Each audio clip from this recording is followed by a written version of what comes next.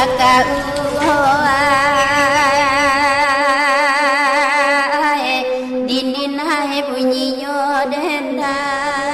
apa perjalanannya, mungkin bisa diceritakan Bu ya? Ya, terima kasih Pak Ustaz. Pengalaman panjang ya, dimana mungkin segala sesuatu kita menjalani ketentuan dan ketetapan Tuhan. Tapi secara fisik dari setiap kejadian ada hikmah dan pelajaran yang dapat kita petik. Pengalaman saya tentang silek, dimana diawali dari kecil, bahkan menurut orang tua saya ketika saya masih dalam kandungan, dimana saat itu beliau sedang asik-asiknya bermain silek, hingga sampai saya mulai berakal, mulai umur balik gitu ya? Bukan sekedar balik Ya, anak-anak masih anak-anak, tapi sudah mengerti, sudah banyak melihat, sudah teringat berbagai kejadian gitu kan. Dimana di tempat di rumah, tempat orang tua di mana kita tinggal, di situ ada sasaran silek, tempat latihan tempat silek ya. latihan silek. Jadi tempat latihan secara tradisional namanya sasaran. Jadi sasaran ini seolah-olah sebuah metode pendidikan tradisional yang mengajarkan berbagai konsep yang dikemas dengan namanya silek. Jadi sasaran itu di mana tempat berhimpunnya, tempat orang tua saya membuka sasaran, di mana berhimpunnya para tua-tua silek, tokoh-tokoh silek dari berbagai konsep pemahaman, dari berbagai aliran. Jadi hampir setiap malam ada tokoh-tokoh silek yang datang bercerita tentang berbagai apa itu silek, bagaimana silek dan segala macam yang menyangkut seluruh aspek kehidupan. Oleh sebab itu, mungkin inilah yang menjadi landasan dasar. Jadi dari kecil saya sendiri mendengar cerita, menyaksikan berbagai kenyataan yang berkutat tentang persoalan-persoalan silek. Jadi setiap hari yang didengarkan cerita hanya berputar masalah silek. Jadi termotivasi, terinspirasi, dan terobsesi mungkin untuk itu. Mendalami silek secara utuh. Iya. Jadi sampai umur saya sekitar 8 tahun, maka orang tua menyerahkan untuk belajar ke mama di Mak Mari Alam. Mak Mari Alam ya. Masih hidup beliau sekarang? Alhamdulillah masih hidup. Saya belajar sama beliau untuk beberapa kali pertemuan.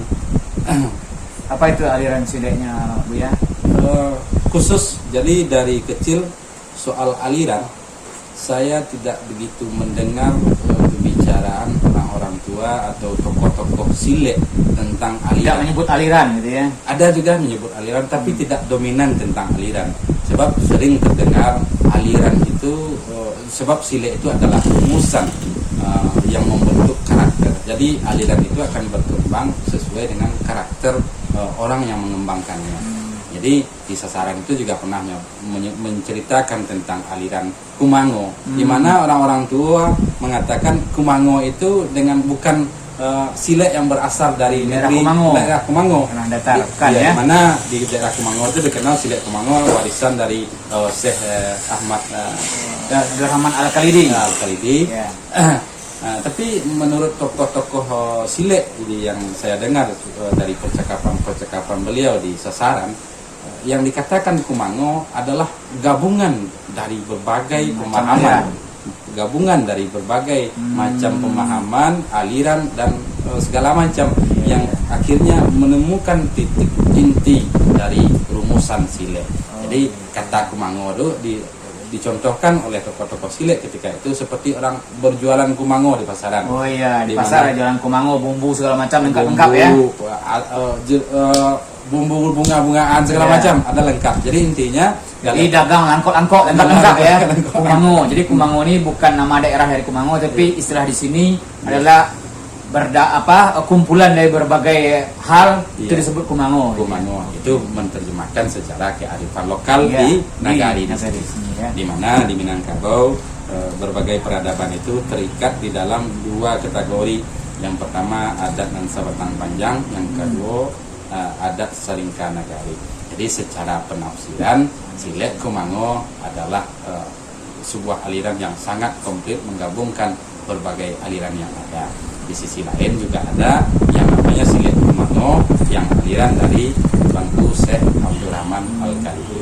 Tapi kalau di Cupak ini yang paling berkembang aliran apa nih Buya?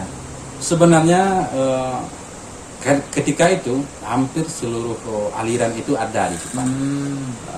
Ada yang menyebut Pangian, Langkah Ampe, Langkah Tigo, Strala, Kinari, Silek Harimau, Silek Baru, ya? Macam-macam.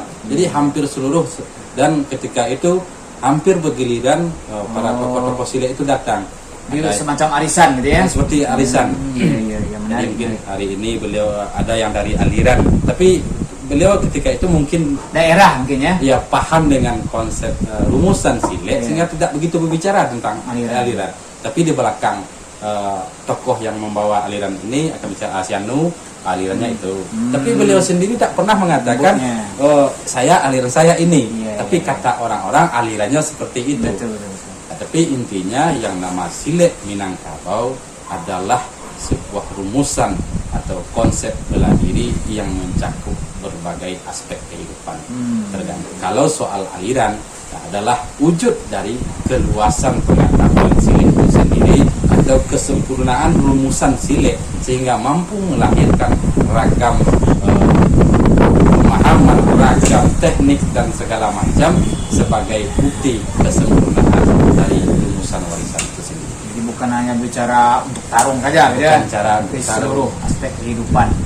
Nah, jadi di mana pengajaran Silek juga dilengkapi biasanya dengan kalau dulu orang-orang karena rata-rata tokoh-tokoh Silek itu dengan kehidupan seharian bertani, berburu ke sawah, tapi tidak jarang yang berbicara tentang itu. Tapi yang lebih dominan Silek itu selalu berdekatan atau selalu beriringan dengan metode pengobatan tradisional, pijit urut, tawa-tawa segala macam, herbal.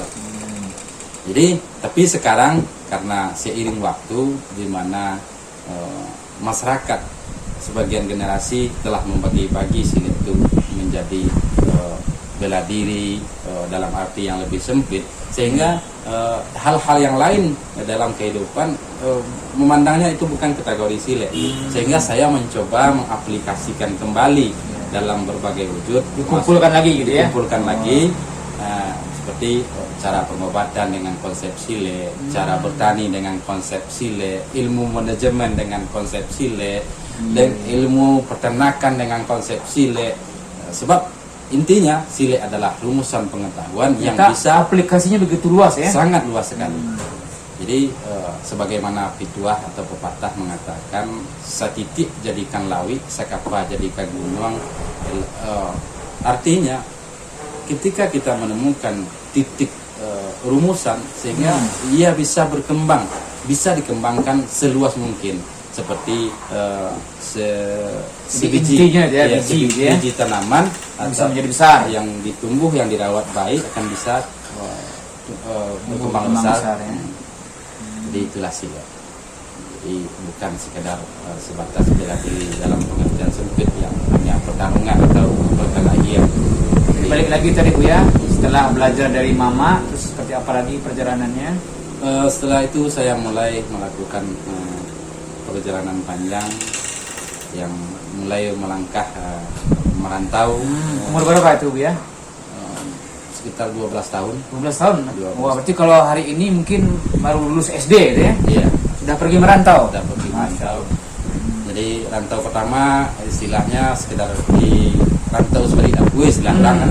Saya yang dekat tempat saya saja. Pertama saya pergi ke daerah pesisir selatan, tepatnya di Bayang, Painan.